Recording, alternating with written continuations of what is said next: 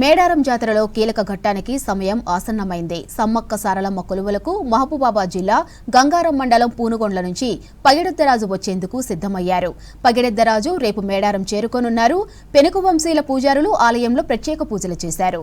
పగిడెద్దరాజు ప్రతిరూపమైన ఆయుధాలను వెదురుతో చేసిన సాంప్రదాయ వస్తువులను సిద్ధం చేసి పవిత్ర జలాలతో అభిషేకం చేశారు పూజారులు.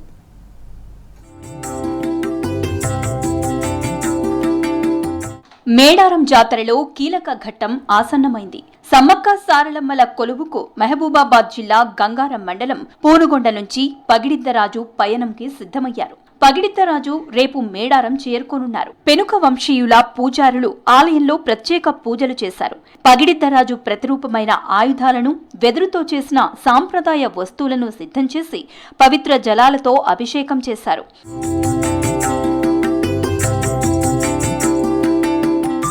దట్టమైన అటవీ ప్రాంతం, కొండలు, వాగుల గుండా 70 కిలోమీటర్లు కాలినడకన పగిడిద్దరాజును మేడారం తీసుకువెళ్తారు. డప్పు చప్పుళ్లు, డోలీల మధ్య శోభాయాత్ర వైభవంగా సాగనుంది.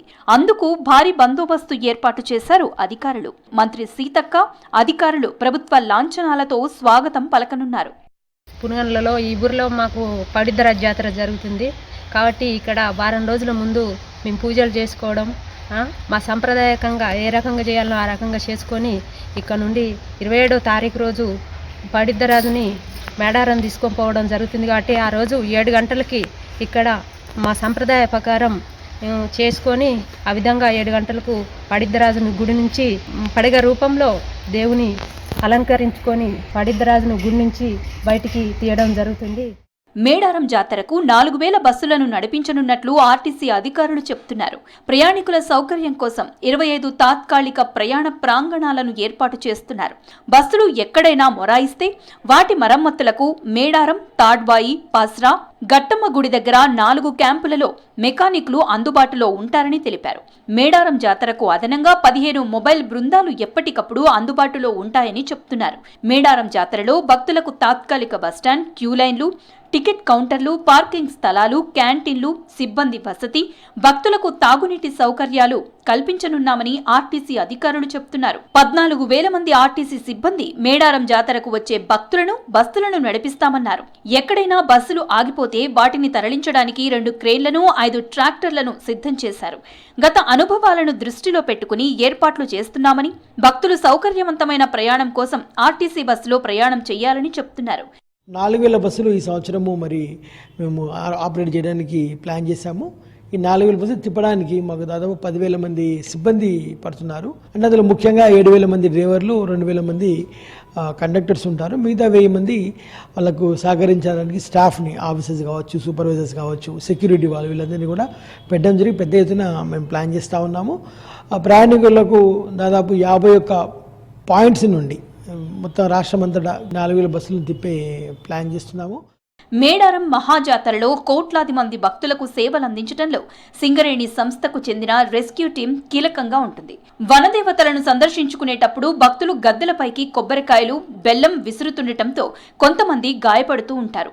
రద్దీతో కొందరు అస్వస్థతకు గురవుతూ ఉంటారు. ఈ పరిస్థితుల్లో సింగరేణి రెస్క్యూ టీం బాధితులకు సేవలు అందిస్తుంది. ఫస్ట్ ఎయిడ్ అందించడంతో పాటు హాస్పిటల్కి తరలిస్తుంది. ఏమైనా స్పృహ తప్పి పడిపోయినా కానీ, లేకపోతే ఏమైనా గాయాలు, ఇప్పుడు అమ్మవారి బంగారం విసురుతూ ఉంటే గాయాలు తాకుతూ ఉంటాయి. ఆ గాయాలను మనం ఫస్ట్ ఎయిడ్ చేసి హాస్పిటల్కు తొందరగా పంపించడానికి మేము స్ట్రెచర్ క్యారింగ్ చేస్తూ ఉంటాం. రెస్క్యూ డిపార్ట్మెంట్ అనేది మైన్స్లో ఎలాంటి సిచ్యువేషన్ వచ్చినా డీల్ చేయడానికి మాకు రెడీగా ఉంటాం సార్. అదే విషయంలో మేము ఆల్రెడీ ఇండియా లెవెల్లో కూడా ఓవరాల్గా మేము ట్రైన్ అయిపోయి ఉంటాము. ఇక్కడ ఎలాంటి సిచ్యువేషన్ కానీ, అది ఏదైనా కానీ మేము భక్తులను కంటి రెప్పల్లా కాపాడుకునే విధంగా మేము ఎప్పటికీ ఎల్లవెల్ల మేము కృషి చేస్తూ ఉంటాము. తల్లులను దర్శించుకునేందుకు వస్తున్న భక్తులతో మేడారం జనసంద్రంలా మారుతోంది. ఎత్తు బంగారం సమ్మక్క సారలమ్మలకు సమర్పించుకుని మొక్కులు చెల్లించుకుంటున్నారు. భక్తులకు ఇబ్బందులు కలగకుండా అన్ని ఏర్పాట్లు చేసినట్లు తెలిపారు అధికారులు. మేడారం జాతరలో కీలక ఘట్టానికి అన్ని ఏర్పాట్లు చేసినట్లు తెలిపారు అధికారులు.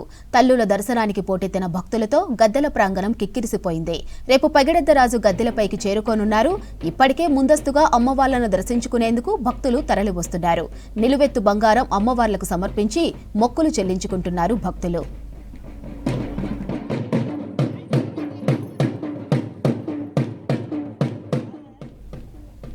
మేడారం జాతరకు సంబంధించి మరిన్ని వివరాలు కృష్ణమోహన్ అందిస్తారు.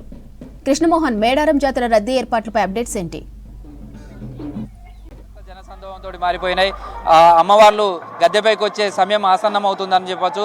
ఈ నెల 28వ తారీఖు నాడు బుధవారం రోజు సారలమ్మ, పగడెద్దురాజు, గోవిందరాజులు దేవతలు అమ్మవార్లు కూడా ఈ గద్దెలపైకి వస్తారు. వనం నుంచి జనంలోకి రావడంతో మహాజాతర మొదలవుతుంది. 29వ తారీఖు నాడు సమ్మక్క గద్దెలపైకి వస్తారు. దీంతో మొత్తం మేడారం అంతా కూడా జాతర పతాక స్థాయికి చేరుతుంది. ముందస్తు మొక్కులు చెల్లించుకోవడానికి వచ్చే భక్తులతో కూడా గద్దెలన్నీ కూడా కిక్కిరిసిపోతున్నాయి. చూడొచ్చు, విద్యుత్ దీప కాంతులతోటి భక్తి పారవశ్యంగా మారినటువంటి మేడారం. ఎవరైనా సరే ఆ అమ్మ తల్లికి వచ్చి తను నిలువెత్తు బంగారాన్ని ఇస్తాం, అమ్మ తల్లి చల్లగా చూడు అంటూ ఆ భక్తులు వేడుకుంటున్నటువంటి దృశ్యాలే మనకు కనిపిస్తుంటాయి. ఈసారి మేడారం మొత్తం కూడా పునర్నిర్మాణంతో కూడా భారీ స్థాయిలో ఏర్పాట్లు చేశారు. ప్రస్తుతం ఆలయ పూజారి ఉన్నారు, మనతో మాట్లాడదాం. అయితే మేడారంకు సంబంధించినటువంటి కౌంట్ డౌన్ స్టార్ట్ అయింది. సమ్మక్క సారలమ్మ ఆగమనం కోసం భక్తులంతా కూడా ఎదురు చూస్తున్నారు. అయితే ఈ మొత్తం కూడా నిష్ఠతోటి చేసేటువంటి మీ కార్యక్రమం ఉంటుంది. సారలమ్మను తీసుకొచ్చే సమయంలో కావచ్చు, సమ్మక్కను తీసుకొచ్చే సమయంలో ఎలా ఉంటుంది ఈ ప్రొసీజర్ అంతా కూడా? మేడారం మహాజాతర 28 బుధవారం తారీఖు రోజున నిర్వహించడం జరుగుతుందండి. బుధవారం రోజున ఏంటంటే దాదాపు 10:30-11 ప్రాంతంలో సమ్మక్క పూజారులు, ఇటు సారలమ్మ పూజారులు గద్దెలకు చేరుకొని పుట్టమన్ను తీసుకొచ్చి ప్రత్యేకంగా గద్దెలను అలికి గొట్టు గోత్రాల ప్రకారం పీఠముగ్గేసి పసుపు, కుంకుమ, చీరె, సార పెట్టి దీపధూప నైవేద్యాలతో గద్దెల ప్రాంగణంలో పూజలు చేయడం జరుగుతుంది. గద్దెలను అలంకరించడం జరుగుతుందండి. సో ఈ ప్రాసెస్ అంతా బుధవారం రోజు ఎన్ని గంటలకు స్టార్ట్ అవుతుంది? ఆ రోజంతా కూడా ఎంతమంది వస్తారు? ఎట్లా దీని అంతా కూడా కార్యక్రమం జరుగుతుంది? ఇదంతా దాదాపు 10:30-11 ప్రాంతంలో ఈ పూజా కార్యక్రమం జరుగుతుందండి. అంటే ఈ సమ్మక్క వంశస్థులు, అంటే సిద్ధమైన వంశస్థులు, ఇటు కాక వంశస్థులు, ఇటు పునుగొల్ల నుంచి పెనుక వంశస్థులు, దబ్బగట్ల వంశస్థులు గద్దెలలో చేరుకొని వారి గద్దెలను అలంకరించి పూజలు చేయడం జరుగుతుందండి. సో సారలమ్మను తీసుకొచ్చే సమయంలో కావచ్చు, కన్నపల్లి నుంచి తీసుకొచ్చే దాంట్లో సారలమ్మకు సంబంధించినటువంటి వంశ పూజారులు వాళ్ళంతా కాక వంశీయులు వస్తారు. అదే సమయంలో చంద వంశీయులకు సంబంధించి మీ వైపు నుంచి కూడా సమ్మక్క పూజలకు సంబంధించి కూడా ఎలా ఉంటుంది ఆ రోల్ అంతా కూడా? అంటే ఏంటంటే సమ్మక్క పూజలు సిద్ధమైన వంశస్థులు మేము ప్రత్యేకంగా, అంటే సారలమ్మ వచ్చేటప్పుడు మా తరపున మేము 2 పూజారులు వెళ్తామండి. ఎండోమెంట్ వాళ్ళు మమ్మల్ని తీసుకెళ్తారు. అంటే మా తరపున ప్రత్యేకంగా సారలమ్మకు పసుపు, కుంకుమ, చీర, సార, గాజులు తీసుకొని వెళ్ళడం జరుగుతుంది. అక్కడ మాకు కూడా వాళ్ళు బొట్టు పెట్టి కంకణం కట్టి లోపలికి ఆహ్వానించడం, అక్కడి నుంచి ఆ సారలమ్మను అంటే వాళ్ళతో పాటు ఆ పూజలతో పాటు మేము కూడా మేడారం చేరుకోవడం జరుగుతుంది. ఇక్కడికి వచ్చిన తర్వాత వీళ్ళందరినీ, అంటే సారలమ్మని కానీ, ఇటు గోవిందరాజు, పగడిద్దరాజును కానీ మా గుళ్ళో, సమ్మక్క గుళ్ళోకి ప్రత్యేకంగా ఆహ్వానించి అంటే అప్పగింతలన్నట్టు. అంటే ఈ మాఘశుద్ధ పౌర్ణమి వెన్నెలల్లో ఇటు పగడిద్దరాజుకు, ఇది సమ్మక్కకు వీళ్ళ సమక్షంలో ఆదివాసీ సాంప్రదాయాల ప్రకారం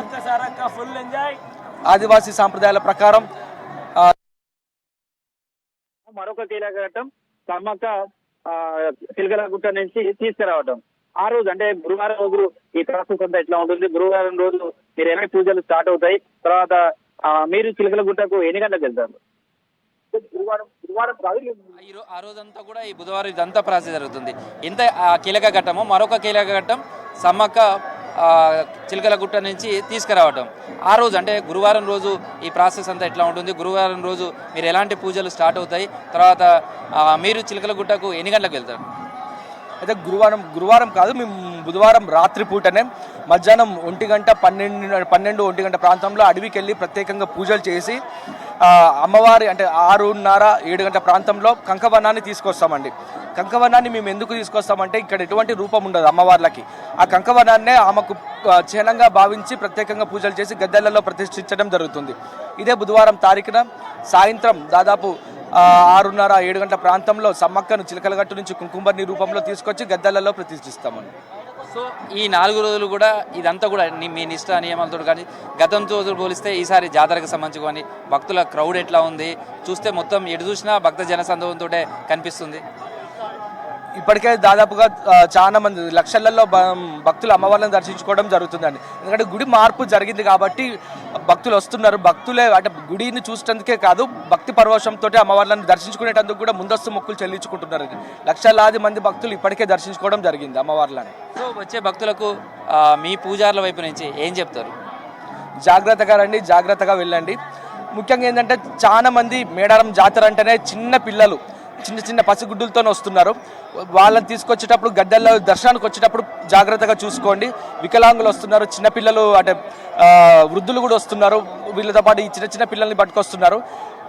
జాగ్రత్తలు తీసుకోండి. వచ్చేటప్పుడు ఎవరైనా పేషెంట్స్ ఉన్నా కూడా మీరు మందులు పట్టుకొచ్చుకోండి. ఇక్కడికి వచ్చి ఇబ్బంది పడే కంటే ఈ చలికాలంలో ఈ దుబ్బకు ఈ ఎండకు ఇబ్బంది పడే కంటే జాగ్రత్తలు తీసుకోవాలని నా యొక్క మనవండి.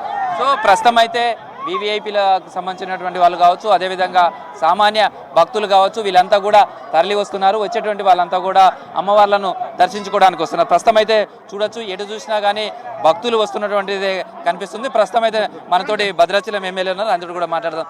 సార్, ఎట్లా ఉంది ఈసారి మేడారంకి సంబంధించిన జాతర కావచ్చు, జాతర ఏర్పాట్లు, ఇక ముందే వస్తున్నటువంటి భక్తులకు ఎలాంటి సౌకర్యాలు కలిగించారు? ఈ సంవత్సరం బ్రహ్మాండంగా ఉంది. గౌరవ ముఖ్యమంత్రి గారు రేవంత్ రెడ్డి గారు, అదేవిధంగా అక్క సీతక్క గారు, అదేవిధంగా రెవెన్యూ మినిస్టర్ గారు పొంగులేటి శ్రీనివాస్ రెడ్డి గారు, అలానే ఎండోమెంట్ మినిస్టర్ కొండా సురేఖ గారు, చాలా సంతోషం అనిపిస్తుంది. నేను గతంలో కూడా మేడారం చూశాను. ఈరోజు పర్మనెంట్గా ఈరోజు చేయటం అనేది చాలా సంతోషం. చాలామంది భక్తులు మేము చూడటం కాదు, చాలామంది భక్తులు మా దగ్గరకు వచ్చి ఈ సంవత్సరం మేడారం చాలా బ్రహ్మాండంగా ఉంది, రేవంత్ రెడ్డి గారు వచ్చి దాన్ని డెవలప్ చేయడం అనేది, ఆదివాసుల జాతరని ఇంత బ్రహ్మాండంగా ఒక కుంభమేళగా ధీటుగా ఈరోజు తయారు చేయడం అనేది చాలా సంతోషంగా ఉందని చాలామంది భక్తులు చేయటం. ఈరోజు మా ఆదివాసుల కళ నెరవేరింది. మా అక్క సీతక్క గారు ఒక మినిస్టర్ అవటం, దీన్ని అభివృద్ధి చేయటం అనేది మా ఆదివాసుల కళని నెరవేర్చిన సీతక్క గారికి మా ఆదివాసుల తరఫున శుభాకాంక్షలు చెప్తున్నా. ఆదివాసులే కాదు, గిరిజనేతరులు కూడా యావత్తు తండోపతండాలు తిరిగి వస్తున్నారు. ఊర్లలో అయితే మీరు ఒక్కసారి వెళ్ళి చూడండి, ఊర్లలో ఎవరు లేరు, కుటుంబాలే వచ్చి ఈరోజు అమ్మవారిని దర్శించుకోవడం అనేది ఈరోజు అందరికీ చాలా సంతోషం. నిన్న నేను టీవీ ఎవరు చెప్తా ఉంటే మేము ఎక్కడి నుంచో వచ్చాం, బెంగళూరు నుంచి. మేము గతంలో మాకు ఉద్యోగం లేదు, పిల్లలు లేరు, ఇక్కడికి వచ్చిన తర్వాత మాకు పిల్లలు అయ్యారు, తర్వాత మాకు సంపద కలిగింది, అదేవిధంగా దాంతో ఉద్యోగాలు వచ్చాయి. మాకు ఈరోజు మా కుటుంబం చాలా సుఖంగా ఉంది. మేము 16 సంవత్సరాల సార్లు వచ్చామని చెప్పడం చాలా సంతోషం అనిపిస్తుంది. కానీ అన్ని సంవత్సరాల కన్నా ఈ సంవత్సరం వ్యత్యాసం కనపడుతుందనే దాంట్లో ఇంకా బ్రహ్మాండమైన ఆనందాన్ని కలిగించారు. దీనికి నేను యాజ్ ఎమ్మెల్యేగా నా మండలాలు కూడా 2 మండలాలు ములుగు డిస్ట్రిక్ట్లో ఉన్నాయి. నేను ప్రభుత్వానికి నా తరఫున, నా ప్రజల తరఫున శుభాకాంక్షలు తెలుపుకుంటాను. నిజంగా ఇలాంటి అద్భుతమైన కార్యక్రమం చేయడం అనేది గొప్ప గర్వంగా నేను ఈరోజు గర్వపడుతున్నానని చెప్తున్నాను. సో ఎట్లా ఉంది మేడం, అంటే ఈ జాతరకు వచ్చినప్పుడు కానీ ఈ కల్చర్ ఎట్లా ఉంది? ఫస్ట్ టైం వచ్చారు కదా, ఏమన్నా బాగుందండి, చాలా బాగుంది. ఎట్లా ఉంది కల్చర్ కానీ? చాలా బాగుంది. సో చాలా మంది లీడర్స్ కావచ్చు, లేదా వీవీఐపీలు కావచ్చు, సామాన్య భక్తులు కావచ్చు, వాళ్ళందరూ కూడా వస్తున్నారు. ఎట్లా ఉంది అంటే మేడారంకి సంబంధించినటువంటి జాతర దాదాపుగా స్టార్ట్ అయిందనే చెప్పుకోవచ్చు. ఈ జాతరకు సంబంధించిన ముందస్తు మొక్కులు చెల్లించడానికి కూడా వస్తున్నారు కదా, ఎట్లా ఉంది మేడారం అంతా కూడా? చాలా అద్భుతంగా చేసిండ్రు. రాష్ట్ర ప్రభుత్వం ఈసారి ప్రత్యేక నిధులు ఇచ్చి, గత ప్రభుత్వాలు నిర్లక్ష్యం చేసినా కానీ ఈ ప్రభుత్వం చాలా అద్భుతంగా చేసిండ్రు ఏర్పాట్లు. రోడ్లైనా కానీ ప్రజలకు, భక్తులకు ఎటువంటి అసౌకర్యం కలగకుండా అన్ని ఏర్పాట్లను చాలా బాగా చేసిండ్రు. ఈరోజు గుడిని చూస్తే ఆదివాసీ సాంప్రదాయాలు యొక్క చాలా గొప్పగా ఫీల్ అవుతున్నారు. ప్రజలందరూ చాలా సంతోషపడుతున్నారు. సో ఈసారి ముందస్తు వచ్చే భక్తులకు సంబంధించి కూడా చూస్తే రద్దీ చాలా ఎక్కువగా ఉంది. ఇదే టైంలో చూస్తే రేపు జాతర స్టార్ట్ అయ్యేది, అంటే 20 నుంచి జాతరకు వచ్చే సమ్మక్కలు గద్దెలపైకి వచ్చే సమయానికి చూస్తే భక్తుల సంఖ్య ఎట్లా ఉంటుంది అనుకుంటున్నారు? ఈసారి క్రౌడ్ ఏ విధంగా ఉంటుంది, ఎంత మేరకు ఉంటుందని అంచనా వేస్తుంది? ఈసారి ఎక్కువగా ఉంటుంది, ఎందుకంటే గుడిని చూడాలని చాలా ఈ అద్భుతంగా డెవలప్మెంట్ చేసినారు కాబట్టి ఒకేసారి సుమారుగా 10,000 మంది పోయినా కానీ ఎటువంటి ఇబ్బంది లేకుండా తల్లులను దర్శనం చేసుకొని బయటికి వెళ్ళొచ్చు. కాబట్టి ప్రజలందరూ ఆసక్తికరంగా ఎదురు చూస్తున్నారు. కొన్ని దక్షిణాది రాష్ట్రాలన్నీ ఈసారి ఎక్కువ మంది, లక్షల కోట్ల మంది వచ్చే ప్రపోజల్స్ ఉన్నాయి, ఎక్కువ మంది వస్తున్నారు. కాబట్టి ఎంతమంది వచ్చినా వారికి తగినట్టు సౌకర్యాలను ఏర్పాటు చేసిండ్రు రాష్ట్ర ప్రభుత్వం. ఎటువంటి ఇబ్బందులు జరగకుండా క్యూ లైన్లు కానీ, వాళ్ళకు మంచినీళ్ళ సౌకర్యం కానీ, ఉండడానికి కానీ అన్ని రకాల ఫెసిలిటీస్ పర్ఫెక్ట్గా చేసిండ్రు. ఎటువంటి ఇబ్బంది లేదు. రోడ్లు కూడా చాలా పెద్దగా అద్భుతంగా డెవలప్మెంట్ చేసిండ్రు. కాబట్టి ఎటు చూసినా, ఏ రోడ్లు చూసినా మేడారం వైపే, ఏ బండ్లు చూసినా మేడారం వైపే వస్తున్నాయి. చాలా అద్భుతంగా జరుగుతున్నాయి. ప్రజలంతా హర్షిస్తున్నారు. రాష్ట్ర ప్రభుత్వానికి కృతజ్ఞతలు చెప్తున్నారు. చాలా సంతోషపడుతున్నారు. మిగతా పండుగలకు, మిగతా జాతరలకు మేడారంకి సంబంధించిన జాతరకు చాలా డిఫరెంట్గా ఉంటుంది. ఎందుకు అంటే ఇక్కడికి వచ్చే వాళ్ళంతా కూడా అమ్మవారి మీద ఉన్నటువంటి నమ్మకంతో వస్తారు. అదేవిధంగా చిన్న పిల్లలు ఉన్నా కానీ, కుటుంబ సభ్యులు కానీ మొత్తంగా వస్తుంటారు. వాళ్ళంతా కూడా ఈ అమ్మవారికి సంబంధించినటువంటి మొక్కులు చెల్లించుకోవడం కావచ్చు, ఇదంతా కూడా కనిపిస్తుంటుంది. మొత్తంగా చూడొచ్చు, అంటే శివసత్తులకు సంబంధించినటువంటి కావచ్చు, లేదా అమ్మవారి ఒంటి మీదకు రావడం కావచ్చు, ఇదంతా సమ్మక్క సారలమ్మ గద్దెల దగ్గరకు వస్తే మనకు ఈ దృశ్యాలే కనిపిస్తుంటాయి. ఇదంతా కూడా జంపన్న బాగు దగ్గరకు వెళ్ళినప్పుడు కానీ, లేకపోతే అక్కడికి వెళ్తున్నటువంటి వాళ్ళంతా కూడా భక్తులు ఏ విధమైనటువంటి పరవశంతో అమ్మవారిని కొలుస్తారు, జై సమ్మక్క సారలమ్మ అనే దాంతో చూస్తుంటారు. మొత్తంగా ఎటు చూసినా చిన్న చిన్న పిల్లలతోటి, అదే ఆ చిన్న పిల్లలు కావచ్చు, వాళ్ళంతా కూడా వచ్చి ఆ అమ్మవారికి సంబంధించినటువంటి మొక్కులు చెల్లించుకుంటారు. చూడొచ్చు అమ్మవారిని ఏ విధంగా ఆమె తలుచుకుంటుందో.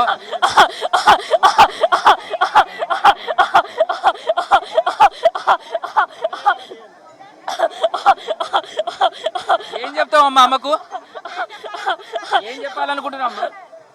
ఒడి బియ్యం కట్టుకొని రాలేదు, ఒడి బియ్యం కట్టుకొని రాలేదు, నన్ను మొక్కుకున్నారు. ఎవరు కట్టుకొని రాలేదు?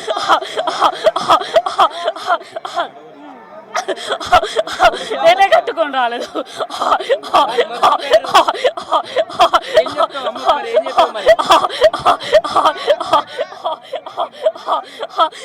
నేను షాక్ తీసుకుంటాను, నేను చూసుకుంటాను. బ్రహ్మాండంగా ఉంటుంది, సంతోషంగా చూసుకుంటాను.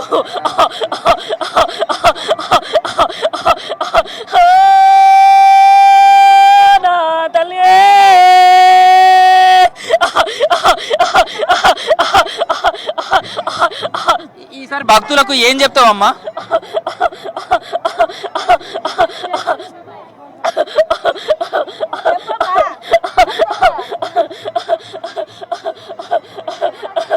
భక్తులు చూడొచ్చు పెద్ద ఎత్తున వస్తున్నారు. ఇట్లా అమ్మవారికి సంబంధించిన ఎట్లమ్మా, ఎక్కడి నుంచి వచ్చిండ్రు మీరు? ఎక్కడి నుంచి వచ్చిండ్రు? మా చెన్నై.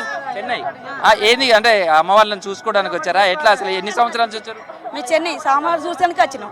ఎన్నిసార్లు వచ్చారు ఇప్పటికి? 5 ఏళ్ళు. ఎట్లా ఉంది ఈసారి అమ్మవారి దగ్గర? ఎట్లా ఏం మొక్కులు చెల్లిస్తుంటారు? మంచిగా ఉన్నది. అమ్మవారి దర్శనం కాక ముందుకే చాలా మంది భక్తులు వచ్చిపోతా ఉన్నారు. ఇంకా చాలా బాగా రష్గా వస్తూ ఉంటారు. Thank you so much. ప్రస్తుతం అయితే జాతరకు సంబంధించినటువంటి కూడా చూడొచ్చు, చిన్న చిన్న పిల్లలతోటి వాళ్ళంతా కూడా అమ్మవార్లను దర్శించుకోవడానికి వస్తారు. వచ్చినటువంటి వాళ్ళంతా కూడా బెల్లంకు సంబంధించినటువంటి బంగారంగా పిలుచుకుంటారు. ఆ బెల్లం అమ్మవారికి సమర్పిస్తే తాము అనుకున్న కోరికలు నెరవేరుతాయి అంటారు. అందుకనే చూడొచ్చు, ఎవరి శిరస్సు పైన కానీ చూసినా కానీ ఆ బెల్లంకు సంబంధించినటువంటి కనిపిస్తున్నాయి. ఆ మొక్కులు చెల్లించుకోవడానికి వస్తున్నటువంటి వాళ్ళంతా కూడా కావచ్చు, వాళ్ళు వచ్చి దర్శనం చేసుకుంటున్నారు. బెల్లం కావచ్చు, లేదా వడిబియ్యం సంబంధించినటువంటి కావచ్చు, కొబ్బరికాయ కొట్టడం, ఇట్లా రకరకాలైనటువంటి మొక్కులన్నీ కూడా. ఎక్కడి నుంచి వచ్చిండ్రు? ఏం చేస్తున్నారు? ఏం పట్టుకొని వస్తున్నారు? బంగారం తీసుకొని వస్తున్నాం. మేము ఉండేది నార్సింగి, అల్కాపూర్ టౌన్షిప్, మణికొండ. అక్కడి నుంచి వచ్చిందా? ఎట్లుంది మీ ఊరు? ఎట్లుంది? ఇక్కడికి మీ ఊరు నుంచే దేవుడు వస్తాడు కదా? వస్తాడు. ఏమేం చేస్తారు మీ ఊళ్ళో? మాది అక్కడ నార్సింగి దగ్గర నెక్నాపూర్ లో సమ్మక్క సారక్క జాతర సాగుతుంది. అక్కడ గద్దెలు ఉన్నాయి మాకు. అక్కడ ఈడ ఏ రోజు అయితే పండుగ అవుతుందో ఆ రోజు పండుగ జరుగుతుంది. మాకు బాగా అవుతుంది అక్కడ. కానీ ఇక్కడ రావాలని మేము ప్రత్యేకంగా ఇక్కడ వచ్చినాం అనమాట. ఏమితో అమ్మకు బంగారము మొక్కు అనుకున్నాము, వచ్చినాము, ఇద్దాం అనుకుంటున్నాం. అమ్మాయి పిలిపించుకుంటుంది. మనసులో అనుకున్నాం, మేము రావాలని అనుకోలేదు. నిన్న కాలు ఇట్లా జస్ట్ పోదాం అనుకున్నాం, వచ్చేసినాం. ప్రస్తుతం అయితే చాలా మంది భక్తులు వస్తున్నారు. ఎట్లా ఉంది అంటే చిన్న చిన్న పిల్లల్ని కూడా పట్టుకొని వస్తున్నారు, కుటుంబం మొత్తం కూడా వస్తుంది. ఎట్లుంటాయి ఈ మొక్కులంతా కూడా? అమ్మ దగ్గరికి ఎట్లా, మీకు ఎట్లా నమ్మకం అసలు? అమ్మ అసలు అడిగిన అన్ని ఇస్తుందండి. నమ్ముకున్న వాళ్ళకు ఏది కాదనకుండా ఇస్తుంది. అదే నమ్మకంతో ఈ జనాలంతా వస్తున్నారు. ఎంత ఇబ్బంది అయినా ఎట్లున్నా కూడా వస్తారు. ఇప్పుడు సదుపాయాలు చేశారనుకోండి, గత 20-30 సంవత్సరాల నుంచి, ఇంకా నాకు తెలియని అంతకుముందు నుంచి కూడా వస్తున్నారు. అంటే మనకు చాలా అమ్మవారి పవర్ చాలా ఉంటుంది. మనం ఏదైతే కోరుకుంటామో అది సక్సెస్ఫుల్గా ఖచ్చితంగా అమ్మవారు చేస్తారు. ఇప్పుడు చాలా బాగా చేశారు. ఎవరైనా వస్తున్నారు. మొక్కులు ఎట్లుంటాయి అంటే మిగతా దగ్గరకు ఉండేదానికి ఇక్కడికి ఉండేది అమ్మవారి దగ్గర మొక్కులు ఎట్లా ఉంటాయి? మొక్కులు పెద్ద పెద్దగా నగలు, బంగారాలు, వెండి అట్లా వెయ్యాలన్నది ఏమీ లేదు. అమ్మవారికి మనం కనిపించాలి. ప్లస్ బెల్లంనే బంగారం లాగా అనుకుంటుంది. కొబ్బరికాయలు, మనుషులు రావాలి. ఫస్ట్ భక్తులు వచ్చి అమ్మవారికి కనిపిస్తే కోరిక నెరవేరుతుంది. చాలా పవర్ఫుల్ అండి. ఎక్కడెక్కడో రాష్ట్రాల నుండి వస్తున్నారు. మన తెలంగాణలో అతిపెద్ద అంటే ఇక్కడే మన సమ్మక్క మేడారం జాతర చాలా బాగా సీతక్క గారు చాలా బాగా ఇలా చేశారు. చాలా బాగా అన్నీ బాగున్నాయి, సదుపాయాలన్నీ బాగున్నాయి. Thank you very much. ఇక చూడొచ్చు అంటే సమ్మక్క దగ్గరికి వస్తే ఇట్లా గుండు కొట్టించాల్సిందే, తలనీళ్ళు ఏంటికి వెళ్ళిస్తారా? అమ్మ దగ్గరికి వస్తే అనుకున్న పనులు మంచిగా దొరుకుతాయి. మేము ఇక్కడ రావడానికి మా పిల్లలు వచ్చారు, ప్రతి 15 సంవత్సరాల నుంచి వస్తున్నాం. చాలా మంచి జరిగింది. ఏంటి ఇక్కడికి వచ్చినప్పుడు కూడా తలనీళ్ళు ఇస్తారా? ఇట్లా తల్లింటికి ఇస్తాము. అంతా మంచి జరుగుతుంది, చాలా బాగుంటుంది ఇక్కడ వచ్చినందుకు. ఏమే మా వైపు పిల్లలు వచ్చారు, మేము తలనీళ్ళు ఇచ్చి ఇక్కడ మొక్కాక మాకు పిల్లలు వచ్చారు. మాకు పిల్లలు రాలే. మాకు తాతల నుంచే ఉంది, మేము గద్ద కట్టే ముందుకే ఉంది, అడవి నుంచే మాకు ఉంది ఆ తల్లి. మాకు సత్యంగా తల్లి అమ్మనే. ప్రస్తుతం అయితే భక్తులు కావచ్చు వీళ్ళంతా కూడా వస్తున్నారు. వచ్చినటువంటి వాళ్ళంతా కూడా ప్రస్తుతం వచ్చినటువంటి భక్తులంతా కూడా అమ్మవార్లను దర్శనం చేసుకొని వస్తున్నారు. వాళ్ళు కొంతమంది పాదయాత్రగా వస్తారు, కొంతమంది అనుకున్న కోరికలు నెరవేరితే ఈ విధమైనటువంటి బెల్లం తీసుకురావటం కావచ్చు. అంటే అమ్మవారికి ప్రధానమైనటువంటి మొక్కులలో కూడా చూస్తే బెల్లంకు సంబంధించినటువంటిది చాలా ఇంపార్టెంట్గా చూస్తారు. ఏ కోరిక నెరవేరినా కానీ అమ్మవారికి నిలువెత్తు బంగారం అనేది ఇవ్వటం అనేది పరిపాటిగా చూస్తాం. అందుకోసమే అమ్మవారి దగ్గరకు వచ్చినటువంటి మొక్కులలో చాలా విశిష్టతగా ఉంటుంది. ప్రస్తుతం వచ్చినటువంటి వాళ్ళంతా కూడా మొక్కులు చెల్లించుకుంటున్నటువంటిది కనిపిస్తుంది. ఎవరి శిరస్సు పైన కావచ్చు, ఎవరి దగ్గర కూడా చూసినా బెల్లం తీసుకొస్తున్నటువంటి వాళ్ళే కనిపిస్తున్నారు. అంటే ఈ మొక్కులకు సంబంధించినటువంటి కూడా చూస్తే బెల్లంకు సంబంధించినటువంటిది ఎవరి శిరస్సు పైన కూడా కనిపిస్తున్నది. అదే విద్యుత్ దీప కాంతులతో వెలిగిపోతున్నటువంటి మేడారంని మనం చూడొచ్చు. ఈ మేడారం సంబంధించినటువంటి దగ్గర కూడా మొత్తం వచ్చినటువంటి భక్తులంతా కూడా లోపలికి వెళ్ళి ఇటు సమ్మక్క, సారలమ్మ, పగడెద్దరాజు, గోవిందరాజు ఈ 4 గద్దెలు ఒకే వరుసలో ఉండడం, ఆ వరుసలో ఉన్నటువంటి వాళ్ళందరినీ కూడా దర్శనం చేసుకోవడం అనేది మనకు పరిపాటిగా కనిపిస్తుంది. అయితే ఆ సమ్మక్క సారలమ్మకు సంబంధించినటువంటి జాతరలో కొన్నిటికి చాలా విశిష్టత ఉంటుంది. డోలుకు సంబంధించి కూడా చూస్తే డోలు వాయిద్యం అనేది ప్రధానంగా ఈ డోలు వాయిద్యానికి అయితే చాలా ఇంపార్టెంట్ ఉంటుంది. అన్న ప్రస్తుతం అయితే వాళ్ళకి సంబంధించినటువంటి వివిఐపీలు వచ్చిన సందర్భంలో కావచ్చు, లేకపోతే వాళ్ళని లోపలికి తీసుకువెళ్ళే సమయంలో ఈ డోలుకు సంబంధించినటువంటి వాటి వాయిద్యాలతో తీసుకెళ్తారు. సేమ్ టైంలో సమ్మక్క సారలమ్మను తీసుకురావడం కావచ్చు, తీసుకొచ్చే సమయంలో వనం నుంచి జనంలోకి గద్దెలపైకి తీసుకొచ్చే సమయంలో కావచ్చు, ఈ డోలు వాయిద్యం అనేది చాలా కీలకంగా ఉంటుంది. వాళ్ళ వాయిద్యాలు కూడా చాలా డిఫరెంట్గా కనిపిస్తాయి. వాళ్ళ గొట్టు గోత్రాలు, తర్వాత వాళ్ళ వంశ చరిత్ర, వాళ్ళకు సంబంధించినటువంటి చిహ్నాలు కావచ్చు, అవన్నీ ఇక్కడ ఉన్నటువంటి గద్దెల దగ్గరకు వస్తారు. ఎట్టుంది మీ బాబుని కూడా పట్టుకొని వచ్చినట్టుందిగా? చిన్న పెద్ద అందరు వస్తుంటారా? అంతేనా. ఏం చేస్తుంది మీ బాబుకి? ఏ మొక్కులు? ఏం లేదు, మామూలుగా రెగ్యులర్గా వస్తుంటాం. సో ఎట్లుంది? మేము చాలా బాగా ఉంది. మేము మంచిర్యాల నుండి వచ్చినాము. ఇంత ముందుకున్న ఇప్పటికీ చాలా బాగున్నాయి ఏర్పాట్లు. ఇప్పటి వరకు బాగా సంతోషంగా ఉన్నది. సో ఎట్లుండే మొక్కులు అనగానే మిగతా దగ్గరికి ఇక్కడికి ఇప్పటికి చాలా ఏర్పాట్లు చాలా ఘనంగా ఉన్నాయి. ఈ ఏర్పాట్లు సంతోషంగా అనిపిస్తున్నాయి. ఇంతకుముందు అంత ఇరుకుగా ఉండేది, బాగా ప్రాబ్లమ్స్ ఉండేది, చాలా ఇబ్బందులుగా ఉండేది. అలాంటి ఇబ్బందులు ఏమాత్రం అనిపించడం లేదు. సో ప్రస్తుతం అయితే వచ్చినటువంటి భక్తులు కావచ్చు వీళ్ళంతా కూడా ఎట్లుంటుందమ్మా? అంటే మేడారం ఇది అనగానే ట్రెడిషన్, ఇదంతా కూడా ఈ కల్చర్ ఇదంతా చూసినప్పుడు ఏమనిపిస్తుంది? యాక్చువల్గా మేము కూడా కాలేజెస్లోనే ఉంటాము, కానీ ప్రతిసారి మేము వస్తూ ఉంటాం అనమాట. సో ఈ ఇయర్ కూడా మిస్ అవ్వద్దు అని కాలేజెస్ ఉన్నా కూడా లీవ్ తీసుకొని మరీ ఇక్కడికి వచ్చాము. అండ్ లాస్ట్ ఇయర్ వరకు కొంచెం చాలా డిస్టెన్స్ ఉండేది అనమాట వాక్ చేయడానికి. ఈసారి మాత్రం చాలా దగ్గర వరకు చాలా తక్కువ వాకింగ్ డిస్టెన్స్ ఉంది. అండ్ లోపల వాకింగ్ డిస్టెన్స్ తక్కువ అండ్ చాలా ఫాస్ట్గా అయిపోతుంది అనమాట దర్శనం కూడా. అండ్ చాలా బాగుంది లాస్ట్ టైం కన్నా. సో ఈ ట్రెడిషన్ ఎట్లా అనిపిస్తుంటుంది ఇక్కడికి వచ్చినప్పుడు? ఇంత చిన్న కుక్కు గ్రామం, ఇక్కడ మొత్తం చూస్తే లక్షలాది మంది భక్తులు తరలి వస్తుంటారు. ఎట్లా ఉంటుంది ఈ మహత్యం కావచ్చు, ఈ స్థల పురాణం ఎట్లా అనిపిస్తుంది? యాక్చువల్ చాలా బాగుంటుంది. ఇట్లాంటి వాటికి వచ్చినప్పుడే యాక్చువల్గా మన ట్రెడిషన్స్ ఏవైతే పోతున్నాయో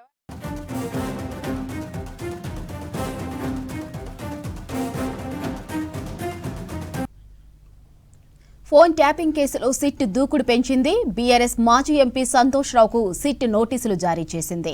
రేపు ఉదయం జూబ్లీహిల్స్ పీఎస్ కు రావాలని ఆదేశించింది. ఇప్పటికే ఈ కేసులో కేటీఆర్, హరీష్ రావును సిట్ ప్రశ్నించింది. విచారణలో కీలక ఆధారాలు సేకరించినట్లు ఇప్పటికే సిట్ ప్రకటించింది. ఫోన్ ట్యాపింగ్ కేసులో సిట్ దూకుడు పెంచింది. బీఆర్ఎస్ మాజీ ఎంపీ సంతోష్ రావుకు సిట్ నోటీసులు జారీ చేసింది. రేపు ఉదయం జూబ్లీహిల్స్ పీఎస్కు రావాలని ఆదేశించింది. ఇప్పటికే కేసులో కేటీఆర్ హరీష్ రావును సిట్ ప్రశ్నించింది.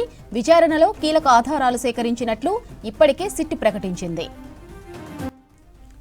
ఫోన్ ట్యాపింగ్ కేసులో సిట్ దూకుడు పెంచింది. బీఆర్ఎస్ మాజీ ఎంపీ సంతోష్ రావుకు సిట్ నోటీసులు జారీ చేసింది. రేపు ఉదయం జూబ్లీహిల్స్ పీఎస్కు రావాలని ఆదేశించింది. ఇప్పటికే కేసులో కేటీఆర్ హరీష్ రావును సిట్ ప్రశ్నించింది. విచారణలో కీలక ఆధారాలు సేకరించినట్లు ఇప్పటికే సిట్ ప్రకటించింది.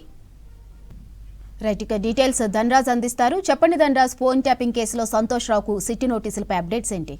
ఫోన్ ట్యాపింగ్ కేసు వ్యవహారంలో సిట్ దూకుడు పెంచింది. అయితే మాజీ ఎంపీ అయినటువంటి సంతోష్ రావుకు నోటీసులు జారీ చేయడం జరిగింది సిట్టు. అయితే రేపు విచారణకు 3 గంటలకు హాజరు కావాలని కూడా సిట్ ఆదేశించడం జరిగింది. ముఖ్యంగా చూసినట్టయితే ఈ నోటీసులు చూసినట్టయితే 160 సిఆర్పిసి కింద కూడా ఏదైతే పంజాగుట్టలో నమోదైనటువంటి కేసు 2024 సంబంధించినటువంటి వ్యవహారాల్లో ఆ కేసు ఆధారంగా కూడా సంతోష్ రావును విచారించేందుకు గాను సిట్టు ఈ 160 సిఆర్పిసి కింద ఆయనను ఇందులో మరి విట్నెస్ గాను అదేవిధంగా మొత్తం కేసుకు సంబంధించినటువంటి వివరాలను దానికి సంబంధించినటువంటి ఇన్పుట్స్ తీసుకునేందుకు గాను మొత్తం మీద ఆయనను విచారణ చేపట్టనుంది.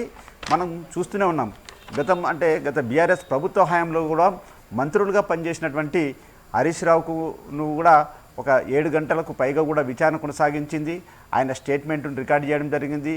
ఆ తర్వాత చూసినట్టయితే కూడా బీఆర్ఎస్ వర్కింగ్ ప్రెసిడెంట్ అయినటువంటి కేటీఆర్ను కూడా సుమారుగా 7 గంటల పైగా కూడా విచారణ చేసి మొత్తం మీద క్రాస్ ఎగ్జామినేషన్ చేసింది. ఎందుకంటే బీఆర్ఎస్ ప్రభుత్వ హయాంలో చూసినట్టయితే ఎస్ఐబి చీఫ్గా ఉన్నటువంటి ప్రభాకర్ రావు నేతృత్వంలో మొత్తం 5గురికి సంబంధించినటువంటి పోలీసు బృందం వివిధ చోట్ల కూడా ఫోన్ ట్యాపింగ్ పాల్పడ్డారు. అదేవిధంగా ఏదైతే ప్రతిపక్షాలకు చెందినటువంటి రాజకీయ నాయకులు, బిజినెస్ మ్యాన్లతో పాటుగాను వివిధ వర్గాలకు చెందినటువంటి అంటే అప్పుడు ఉన్నటువంటి రేవంత్ రెడ్డికి సంబంధించినటువంటి కుటుంబ సభ్యులతో పాటుగాను జడ్జీలకు సంబంధించినటువంటి ఫోన్ ట్యాపింగ్ చేశారు.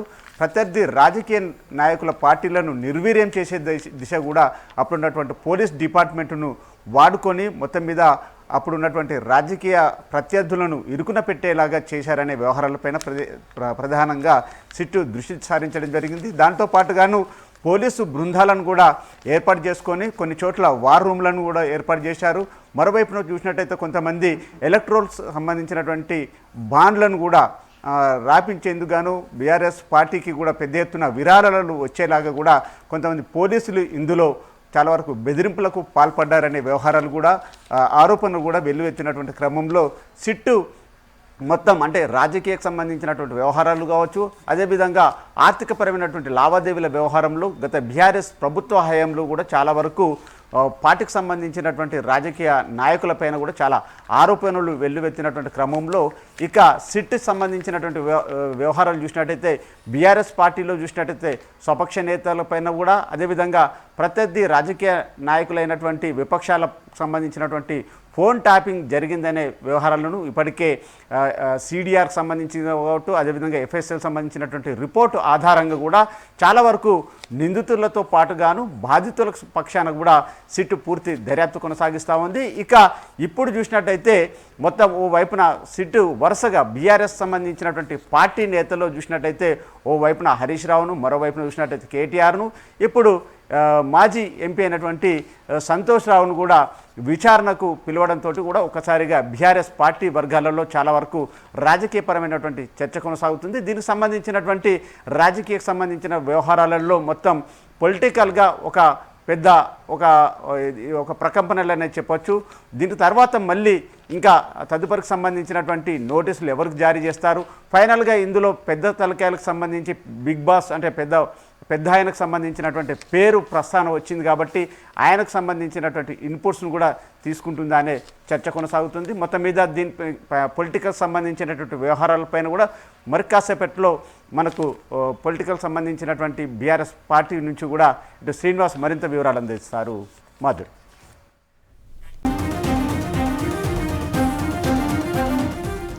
ఫోన్ ట్యాపింగ్ కేసులో సిట్ దూకుడు పెంచింది. బీఆర్ఎస్ మాజీ ఎంపీ సంతోష్ రావుకు సిట్ నోటీసులు జారీ చేసింది. రేపు సాయంత్రం 3 గంటలకు జూబ్లీహిల్స్ పిఎస్ కు రావాలని ఆదేశించింది. ఇప్పటికే ఈ కేసులో కేటీఆర్, హరీష్ రావును సిట్ ప్రశ్నించింది. విచారణలో కీలక ఆధారాలు సేకరించినట్లు ఇప్పటికే సిట్ ప్రకటించింది. 10 ఏళ్ల బీఆర్ఎస్ పాలనలో సంతోష్ రావు కీలకంగా వ్యవహరించారు. ఫోన్ ట్యాపింగ్ కేసులో సంతోష్ రావు కీలకంగా వ్యవహరించినట్లు తెలుస్తోంది. అప్పటి ప్రతిపక్ష నేతల ఫోన్లతో పాటు జడ్జీలు, వ్యాపారవేత్తల ఫోన్లు ట్యాప్ చేసినట్లు ఆరోపణలు ఉన్నాయి. బీఆర్ఎస్ పాలనలో సీఎంఓలో అత్యంత కీలకంగా సంతోష్ రావు వ్యవహరించారనే సమాచారం ఉంది. సంతోష్ రావు నుంచి ఫోన్ వస్తే కేసీఆర్ కాల్ చేసినట్లుగా ప్రభుత్వ అధికారుల్లో చర్చ ఉండేది.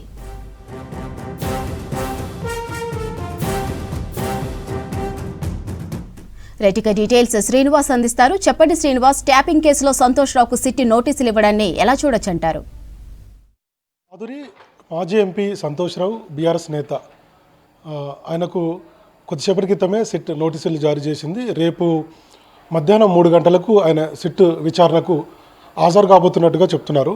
సో కొద్దిసేపటి క్రితం కూడా ఆయన ఒక ప్రకటన చేసినట్టు కూడా తెలిసింది. అయితే ఇక్కడ ఒక విషయం చెప్పుకోవాలి మాధురి, సంతోష్ రావు టీఆర్ఎస్ గవర్నమెంట్లో అంటే 10 ఏళ్ల పాలనలో ఏ స్థాయిలో ఆయన ఇన్ఫ్లుయెన్స్ ఉండేదంటే అధికారులందరూ కూడా ఆయన ఫోన్ పోయిందంటే కేసీఆర్ చేసినట్టుగా ఉండేదన్నమాట. ఐఏఎస్ ఆఫీసర్స్ అయినా లేదంటే ఐపీఎస్ ఆఫీసర్స్ అయినా, సో ఎవరైనా కానీ సంతోష్ రావు నుంచి ఫోన్ వచ్చిందంటే కేసీఆర్ చేసినట్టుగా ఉంటుంది. అంత ఆ స్థాయిలో షాడోగా సంతోష్ రావు వ్యవహరించారనేది మనకు అందరికీ తెలిసినటువంటి విషయమే. సో ఇప్పుడు సిట్ విచారణలో భాగంగా, ఎందుకంటే గతంలో ఫోన్ ట్యాపింగ్ అంశంలో ప్రముఖ పారిశ్రామికవేత్తలకు, ప్రముఖ రాజకీయ నాయకులకు సంబంధించి ఇతర ముఖ్యమైనటువంటి వాళ్ళందరి ఫోన్ ట్యాపింగ్ చేశారు అనేది ప్రధానమైనటువంటి ఆరోపణ. ఈ ఆరోపణకు సంబంధించి ఇప్పటికే కొంతమంది బీఆర్ఎస్ నేతలు, ఎమ్మెల్యేలు, మాజీ ఎమ్మెల్యేలు కూడా ఇప్పటికే సిట్ పిలిచింది, విచారించింది. ఈ మధ్యనే మాజీ మంత్రి హరీష్ రావును కూడా సిట్ విచారణకు పిలిచారు. దాదాపుగా 7 గంటల పాటు విచారించారు. మళ్ళీ కేటీఆర్ను కూడా 3 రోజుల క్రితం విచారణకు పిలిచారు. దాదాపుగా ఆయనను కూడా 6-7 గంటల పాటు విచారణ చేశారు. నెక్స్ట్ అప్పుడే అందరూ అనుకున్నారు ఎవరికి సిట్ నోటీసులు జారీ చేయబోతుంది, కేసీఆర్కి ఇస్తుందా లేదంటే సంతోష్ రావుకి ఇవ్వబోతుందా అన్నటువంటి చర్చ ఉండే. సో మొత్తానికి సంతోష్ రావు అత్యంత కీలకంగా వ్యవహరించినటువంటి సంతోష్ రావుకు సిట్ నోటీసులు జారీ చేసింది. ఆయనను కూడా విచారించబోతుంది రేపు. అయితే ఈ అంటే 10 ఏళ్ల పాటు గవర్నమెంట్లో సంతోష్ రావు చాలా కీలకంగా వ్యవహరించారు. ఖచ్చితంగా ఫోన్ ట్యాపింగ్ అంశంలో, ఎందుకంటే చాలామందిని సిట్ విచారించినప్పుడు సో ఆయన పేరు కూడా ప్రస్తావనకు వచ్చింది కాబట్టి ఖచ్చితంగా ఆయన నుంచి కూడా సమాచారం సేకరించాల్సినటువంటి పరిస్థితి సిట్కు వచ్చింది. అయితే ఇప్పటికీ కేసీఆర్ వెంటే ఉంటారు. ఇప్పుడు మాజీ సీఎంగా కేసీఆర్ ఫామ్ హౌస్లో ఉన్నా, ఇప్పుడు ప్రతిరోజు ఆయన ఎర్రవల్లి ఫామ్ హౌస్కి వెళ్తారు, కేసీఆర్తో పాటే ఉంటారు. ఏ నిర్ణయం తీసుకున్నా అది సంతోష్ రావుకు తెలుస్తుందనేది బీఆర్ఎస్ వర్గాల్లో ఉన్నటువంటి చర్చ. కాబట్టి అత్యంత కీలకంగా వ్యవహరించినటువంటి కేటీఆర్కు, హరీష్ రావుకు తెలియని విషయాలు కూడా సంతోష్ రావుకు తెలుసా. ఎందుకంటే ఈ అంశాన్ని మనం ఎందుకు చెప్తున్నామంటే, కవిత ఈ మధ్య ఒక ప్రధానమైనటువంటి ఆరోపణ చేశారు. అందులో ఏంటంటే సొంత అల్లుడు ఫోన్ అంటే తన భర్త అనిల్ ఫోన్ని ట్యాప్ చేశారనేది ఆమె చాలాసార్లు ఈ మధ్య చెప్తూ వస్తున్నారు. దాని వెనక కీలకమైనటువంటి వ్యక్తి సంతోష్ రావు అనేది కవిత చేస్తున్నటువంటి ఆరోపణలో చాలాసార్లు ఆయన పేరు ప్రస్తావిస్తూ, అంటే ఆఫ్ ది రికార్డులో చెప్తూ వస్తుంది. అంటే గవర్నమెంట్లో ఏ స్థాయిలో సంతోష్ రావు ఇన్ఫ్లుయెన్స్ ఉండేది అనేది మనకు అర్థమవుతుంది. ఎందుకంటే ఒక ఎస్పీని ట్రాన్స్ఫర్ చేయాలన్నా, లేదంటే ఒక ఐఏఎస్ని ఒక డిపార్ట్మెంట్ నుంచి మరొక డిపార్ట్మెంట్కు ఆయనను బదిలీ చేయాలన్నా అత్యంత కీలకంగా వ్యవహరించేటువంటి వ్యక్తి సంతోష్ రావు. సంతోష్ రావు కేసీఆర్తో మాట్లాడాలంటే ముందుగా సంతోష్ రావుకే ఫోన్ చేయాల్సినటువంటి పరిస్థితి ఉంటుంది. అది మంత్రులైనా, ఎమ్మెల్యేలైనా, ఎవరైనా. ఒకవేళ కేసీఆర్తో అపాయింట్మెంట్ ఫిక్స్ చేయాలంటే సంతోష్ రావే ఫిక్స్ చేయాల్సి ఉంటుంది. సో ఆ స్థాయిలో కేసీఆర్కి ఒక షాడో ముఖ్యమంత్రిగా ఆయన వ్యవహరించారనేది బీఆర్ఎస్ వర్గాల్లో ఉన్నటువంటి చర్చ. అట్లనే ఐఏఎస్, ఐపీఎస్లో కానీ లేదంటే గవర్నమెంట్లో ఉన్నటువంటి చర్చ అనమాట. సో అత్యంత కీలక వ్యక్తిగా ఆయన ఉన్నారు. ఇప్పుడు ఫోన్ ట్యాపింగ్లు జరిగాయంటే ఏదైతే సిట్ చెప్తుందో, ఏదైతే ఆరోపణలు ఉన్నాయో, సో అత్యంత కీలకమైనటువంటి వ్యక్తిగా మనం సంతోష్ రావుని భావించవచ్చు. సో ఇందాక మనం చెప్పినట్టుగా కవిత ఎపిసోడ్లో కవిత చేసినటువంటి ఆరోపణలో ఆయన మొదటి నుంచి కూడా అటు హరీష్ రావు మీద ఆరోపణలు చేస్తూ వస్తుంది కవిత. కానీ ఆఫ్ ది రికార్డులో సంతోష్ రావు పేరు చాలాసార్లు ఆమె చెప్పింది మీడియాకు. తన ఫోన్ అంటే భార్యాభర్తలు మాట్లాడుకున్నటువంటి ఫోన్ అంటే కేసీఆర్ కూతురుగా, కేసీఆర్ అల్లుడిగా అనిల్, వీళ్ళిద్దరు మాట్లాడుకున్నటువంటి సంభాషణను కూడా బీఆర్ఎస్లో ఉన్నటువంటి ముఖ్య నేతలు విన్నారనేది ప్రధానమైనటువంటి ఆరోపణ. ఆ ఆరోపణలో కవిత చేసినటువంటి ఆరోపణలు ఇప్పుడు మనకు చూస్తే ఇందులో కొంత నిజం ఉందనేది మనకు అర్థమవుతుంది. ఎందుకంటే సంతోష్రావు ఇందాక నేను చెప్పినట్టుగా అత్యంత కీలకంగా ఉన్నటువంటి వ్యక్తుల్లో ఆయన ఒకరు. కాబట్టే అటు కవిత ఫోన్ను ట్యాప్ చేయడం, అట్లనే అనిల్ ఫోన్ ట్యాప్ చేయడం, ఈ వ్యవహారంలో కవిత ఆరోపణల వెనుక ఖచ్చితంగా సంతోష్రావు ఉన్నారనేది ఆమె మొదటి నుంచి చెప్తూ వస్తున్నారు. సో ఇప్పుడు సిట్ నోటీసులు జారీ చేసింది కాబట్టి బీఆర్ఎస్ వర్గాల్లో చర్చ జరుగుతుంది. ఇప్పటికే హరీష్ రావు విచారణకు హాజరయ్యారు, మరోవైపు కేటీఆర్ కూడా విచారణకు హాజరయ్యారు, ఇప్పుడు సంతోష్రావు కూడా విచారణకు హాజరు కాబోతున్నారు. మరి తర్వాత నెక్స్ట్ కేసీఆర్కే నోటీసులు ఇచ్చేటువంటి అవకాశం ఉంది. ఎందుకంటే గతంలో మనం చూసాం కాళేశ్వరం మీద ఎంక్వైరీ కమిషన్ వేసినప్పుడు ఎంక్వైరీ కమిషన్ కూడా కేసీఆర్ను విచారణకు పిలిచింది. ఆయన అప్పుడు కాళేశ్వరం ప్రాజెక్టులో జరిగినటువంటి అక్రమాలు కావచ్చు, లేదంటే అవినీతి కావచ్చు, ఏదైతే ఆరోపణలు ఉన్నాయో వాటన్నింటిని కూడా అప్పుడు గోస్ కమిషన్ కేసీఆర్ నుంచి వివరాలు అడిగి తీసుకుంది. ఇప్పుడు సంతోష్రావు దాకా నోటీసులు వచ్చాయంటే ఖచ్చితంగా కేసీఆర్ కూడా నోటీసులు వచ్చేటువంటి అవకాశం ఉంది. అయితే కేసీఆర్కు నోటీసులు జారీ చేసి డైరెక్ట్గానే ఫామ్ హౌస్కి వెళ్ళి ఆయన నుంచి వివరాలు తీసుకున్నటువంటి అవకాశాలు కూడా ఉన్నాయనేది గత కొన్ని రోజుల నుంచి జరుగుతున్నటువంటి చర్చ. ఈ చర్చ బీఆర్ఎస్లో కూడా ఉంది. మరి చూడాలి ఏం చేయబోతున్నారు నెక్స్ట్ సిట్ అనేది చూడాలి. రేపు ఆయన నుంచి వివరాలు తీసుకున్న తర్వాత, ఎందుకంటే ఖచ్చితంగా సిట్ విచారణలో కేసీఆర్ పేరు సంతోష్రావు చెప్పేటువంటి అవకాశాలు ఉంటాయి. ఎందుకంటే అప్పుడు జరిగినటువంటి ఫోన్ ట్యాపింగ్లో చాలామంది పేర్లు ప్రస్తావిస్తున్నారు. వెళ్ళినటువంటి వాళ్ళందరూ విచారణ చేసినప్పుడు ఎవరెవరు ఫోన్ ట్యాప్ చేశారు, ఎందుకు చేయాల్సి వచ్చింది అనేది ఎవిడెన్స్ ఉంటుంది. ఎవిడెన్స్ తోటే సిట్ విచారణ చేస్తుంది కాబట్టి సో ఖచ్చితంగా ఆయన కేసీఆర్ పేరు సంతోష్రావు కనుక చెప్తే కనుక కేసీఆర్ కూడా నోటీసులు ఇచ్చేటువంటి అవకాశం ఉంది. మొత్తానికి బీఆర్ఎస్లో ఒక రాజకీయమైనటువంటి చర్చ అయితే జరుగుతుంది. ఒకవైపు కాంగ్రెస్ పార్టీ మా మీద కక్ష కట్టిందని చెప్తున్నప్పటికీ కూడా జరుగుతున్నటువంటి పరిణామాలు అయితే ఖచ్చితంగా ఫోన్ ట్యాపింగ్ జరిగిన వివరాలను పట్టుకొని రాష్ట్ర ప్రభుత్వం లేదంటే పోలీసుల వద్ద ఉన్నటువంటి సమాచారం ప్రకారమే, అంటే అప్పుడు ఉన్నటువంటి పారిశ్రామికవేత్తలకు, తర్వాత రాజకీయ నాయకుల పారిశ్రామికవేత్తల ఫోన్లు, అట్లనే రాజకీయ నాయకుల ఫోన్లు, సో ఎట్లాంటి అంటే అనధికారికంగా ఈ ఫోన్ ట్యాపింగ్ చేశారనేది ఇప్పటికే సజ్జనార్ కూడా ట్వీట్ చేశారు. ఆయన కూడా ఎందుకు ఈ విచారణ చేస్తున్నాం అనేటువంటి అంశాలను కూడా అటు హరీష్ రావుని విచారణ చేసినప్పుడు చెప్పారు. ఇంకొక వైపు కేటీఆర్ను కూడా విచారణ చేసినప్పుడు ఆయన ఒక ట్వీట్ చేశారు, ప్రెస్ రిలీజ్ కూడా చేశారు. అందులో ఉన్నటువంటి అంశం ఏంటంటే రాజకీయ నాయకుల ఫోన్లు అక్రమంగా ట్యాపింగ్ చేశారనేది, ఇంకొక వైపు పారిశ్రామికవేత్తలకు, కొంతమంది లీడర్లకు సంబంధించినటువంటి, తర్వాత ఇతర ప్రభుత్వంలో భాగస్వామ్యమైనటువంటి వాళ్ళు కావచ్చు, వీళ్ళందరి ఫోన్లు ట్యాప్ అయ్యాయనేటువంటి ఆరోపణల మీదనే మేము విచారణ చేస్తున్నామని చెప్పారు. కాబట్టి ఇప్పుడు సంతోష్రావు ఏం చెప్పబోతున్నారు, విచారణలో ఎన్ని గంటలు ఆయనని విచారణ చేయబోతున్నారు, ఎందుకంటే ఇప్పటివరకు జరిగినటువంటి పరిణామం వేరు, ఇప్పుడు జరుగుతున్నటువంటి పరిణామాలు వేరు. ఇప్పటివరకు హరీష్ రావు కేటీఆర్ విచారించినప్పటికీ సో సంతోష్రావు చాలా కీలకమైనటువంటి వ్యక్తి. ఆయన ఇచ్చినటువంటి సమాచారం విచారణలో ఏం చెప్పబోతున్నారు అనేది కూడా ఆసక్తి ఉంటుంది. ఆయన విచారణ తర్వాత కేసీఆర్ కూడా నోటీసులు ఇచ్చేటువంటి అవకాశాలు అయితే ఉన్నాయనేది మనకు ఈ పరిణామాలు చూస్తే అర్థమవుతుంది. మరి చూడాలి ఆయన ఎన్ని గంటల పాటు విచారణ చేపట్టబోతున్నారు, ఆయన ఈ విచారణలో ఏం చెప్పబోతున్నారు అనేది ఆసక్తి ఉంది. కవిత చేసినటువంటి ఆరోపణలకు ఇప్పుడు సంతోష్రావును సిట్టు పిలిచినటువంటి దానికి కొంత లింక్ చేసి చూస్తే ఖచ్చితంగా ఫోన్ ట్యాపింగ్ జరిగింది, కవిత భర్త అనిల్ది అనేది మనకు అర్థమవుతున్నటువంటి విషయం. మనకు రేపు మధ్యాహ్నం ఆయన 3 గంటలకు జూబ్లీహిల్స్లో సిట్టి కార్యాలయంలో జూబ్లీహిల్స్ పోలీస్ స్టేషన్లో సిట్టి విచారించబోతుంది. కాబట్టి ఎన్ని గంటలు విచారించబోతున్నారు, ఏం చెప్తారు, ఆయన చెప్పిన దాన్ని బట్టి కేసీఆర్కి ఎప్పుడు నోటీసులు ఇవ్వబోతున్నారు అనేది ఇప్పుడు కొంత ఆసక్తిగా మారిందని చెప్పుకోవచ్చు. మాధురి. నల్గొండ జిల్లా నార్కెట్పల్లి మండలం చెరువుగట్టు దేవస్థానంలో భక్తుల రద్దీ భారీగా పెరిగింది. స్వామివారి దర్శనానికి వస్తున్న భక్తులతో ఆలయ ప్రాంగణం కిక్కిరిసిపోయింది. తెల్లవారుజాము నుంచే రద్దీ కొనసాగుతుంది. స్వామి అమ్మవార్ల కళ్యాణోత్సవంతో పాటు ఇవాళ హాలిడే కావడంతో చెరువుగట్టుకు పోటెత్తారు భక్తులు. ఒడిబియ్యం సమర్పించి గర్భగుడిలో స్వామివారిని దర్శించుకునేందుకు బారులు తీరారు.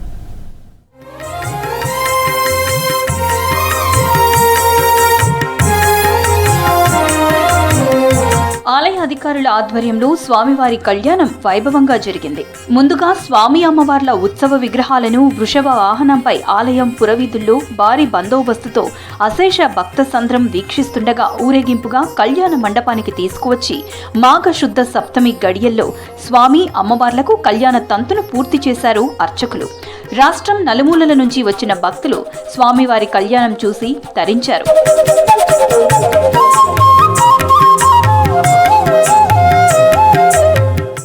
వాగర్ధాభవ సంపృక్తో వాగర్ధ ప్రతిపత్తయే జగతపితరౌ వందే పార్వతీ పరమేశ్వరౌ.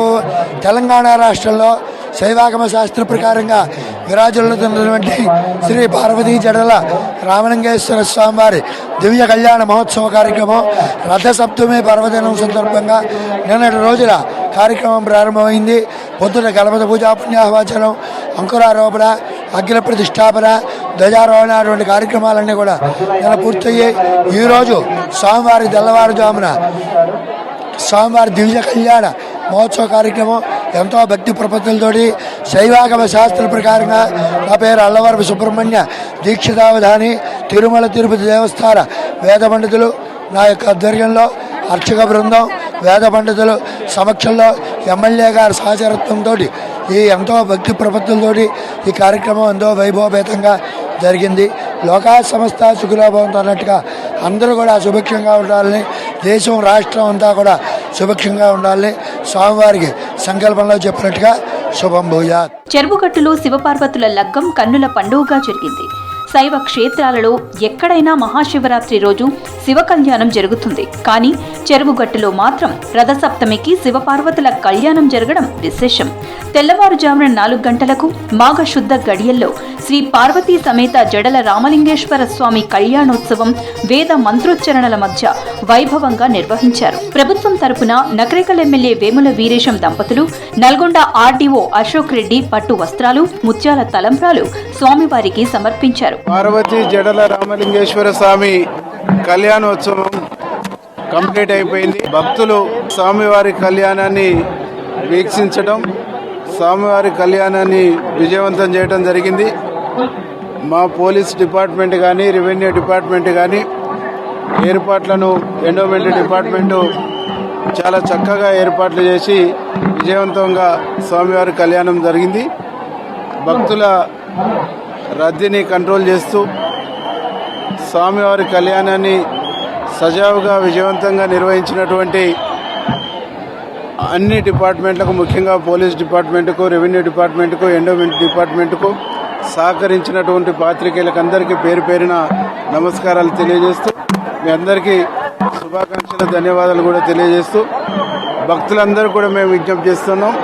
స్వామివారి కళ్యాణ ఘట్టం పూర్తయినప్పటికీ స్వామివారిని దర్శించుకోవడం కోసం అన్ని రకాల ఏర్పాట్లను ఆలయ సిబ్బంది చేయటం జరిగింది. మీరందరూ కూడా తోపులాట లేకుండా స్వేచ్ఛగా వచ్చేసి స్వామివారిని దర్శించుకొని మీ కోరికల్ని, మొక్కుల్ని తీర్చుకొని మీరందరూ క్షేమంగా ఇళ్లకు తిరిగి వెళ్ళాలని, ఎక్కడైనా ఏదైనా ఇబ్బందులుంటే అధికారులను సంప్రదించాలని చెప్పేసి విజ్ఞప్తి చేస్తూ ఈ కళ్యాణంలో పాల్గొన్న ప్రతి ఒక్కరికి పేరు పేరున ధన్యవాదాలు, కృతజ్ఞతలు తెలియజేస్తాను. కళ్యాణాన్ని చూసేందుకు భారీ ఎల్ఈడి స్క్రీన్లను ఏర్పాటు చేశారు అధికారులు. కళ్యాణం తర్వాత భక్తులు స్వామి అమ్మవార్లకు వడిబియ్యం, తలంబ్రాలను సమర్పించడానికి కిలోమీటరు వరకు బారులు తీరారు. ఆలయ ప్రాంగణం శివనామస్మరణతో మారుమోగింది. ఈ కళ్యాణంలో శివసత్తులు ప్రత్యేక ఆకర్షణగా నిలిచారు. వేల సంఖ్యలో వచ్చిన శివసత్తులు స్వామి అమ్మవార్లకు ప్రత్యేకంగా అలంకరించిన బుట్టలలో వడిబియ్యం, వస్త్రాలను ఊరేగింపుగా తీసుకువచ్చి సమర్పించారు. మేము తలంబ్రాల బియ్యం, వడి బియ్యం తీసుకొని మా భక్తులందరినీ తోలుకొని కూడా మేము స్వామివారి దర్శనానికి రావడం జరిగింది. ఈ చెరుగట్టు క్షేత్రంలో స్వామివారి రథసప్తమి రోజు స్వామివారి కళ్యాణ మహోత్సవం ఎంతో ఘనంగా జరుగుతుంది. ఇక్కడ ఈ కళ్యాణ మహోత్సవానికి విచ్చేసిన భక్తులందరికీ కూడా ఎంతో సంతోషంగా స్వామివారి అనుగ్రహానికి పాత్రలం అవుతున్నాము. మేము ప్రతి సంవత్సరం కూడా రావడం జరుగుతుందండి. ఇక్కడ దర్శనానికి వచ్చిన భక్తులందరికీ కూడా అన్ని సౌకర్యాలు కూడా చాలా చక్కదనంగా జరుగుతుందండి. ఇక్కడ ఎల్బీ నగర్ నుంచి వచ్చాము. ప్రతి సంవత్సరం వస్తాం, మాకు సెంటిమెంట్. ప్రతి సంవత్సరం ఎంతో ఇబ్బంది ఉన్నా కూడా ప్రతి సంవత్సరం వస్తాం. మాకు స్వామివారు కూడా చాలా కల్పిస్తుంటారు. మాకు చాలా ఆనందంగా ఉంటుందండి. చాలా బాగున్నాయండి, ఏర్పాట్లు బాగున్నాయి. ఇంత జనాలు కదా, చాలా ఇదిగా ఉన్నా కూడా, ఇబ్బందులు ఉన్నా కూడా మేము కూడా ఓర్చుకొని స్వామివారి కళ్యాణం చూడడానికి వస్తుంటాం. ఎటువంటి భక్తులకు ఇబ్బంది కలగకుండా, మన దొంగతనాలు జరగకుండా సిసిఎస్ వాళ్ళను మఫ్టీలో నియమించడము, అదేవిధంగా మహిళలకు ఎటువంటి ఇబ్బందులు కలగకుండా షీటింగ్ కూడా ఇక్కడ మనము ఏర్పాటు చేయడం జరిగింది. సీసీ కెమెరాలు దాదాపు 100 ఏర్పాటు చేశారు. వాటిని నల్లగొండ కమాండ్ కంట్రోల్కు అనుసంధానం చేయడం జరిగింది. నిరంతరం అక్కడ మా వాళ్ళు మానిటర్ చేస్తున్నారు. ఎటువంటి యాంటీబోర్డ్ ఇన్సిడెంట్ జరగకుండా, అదేవిధంగా పార్కింగ్లలో కూడా ఎటువంటి భక్తులకు ఇబ్బంది లేకుండా వాహనాలన్నీ కిందనే 4 పార్కింగ్ స్లాట్స్ ఏర్పాటు చేసి నిరంతరం నిఘా ఏర్పాటు చేస్తున్నాము. పోలీస్ కంట్రోల్ రూమ్ కూడా పైన ఒకటి, కింద ఒకటి ఏర్పాటు చేయడం జరిగింది. భక్తులందరూ కూడా పూర్తి అయ్యే వరకు, వీళ్ళందరూ కూడా మొక్కులు చెల్లించే వరకు మా సిబ్బంది అందరూ కూడా అన్ని కంప్లీట్ అయ్యే వరకు ఇక్కడే ఉండి మానిటర్ చేస్తుంటామండి. ఎలాంటి అవాంఛనీయ సంఘటనలు జరగకుండా గుట్టపై 1000 మంది పోలీసులతో భారీ బందోబస్తు ఏర్పాటు చేశారు. సీసీ కెమెరాల పర్యవేక్షణతో పాటు మైక్ ద్వారా భక్తులకు సూచనలు చేస్తున్నారు పోలీసులు. శివపార్వతుల కళ్యాణంలో స్థానిక రాజకీయ ప్రముఖులు, జిల్లా అధికారులు, భక్తులు పెద్ద సంఖ్యలో పాల్గొని మొక్కులు చెల్లించుకున్నారు.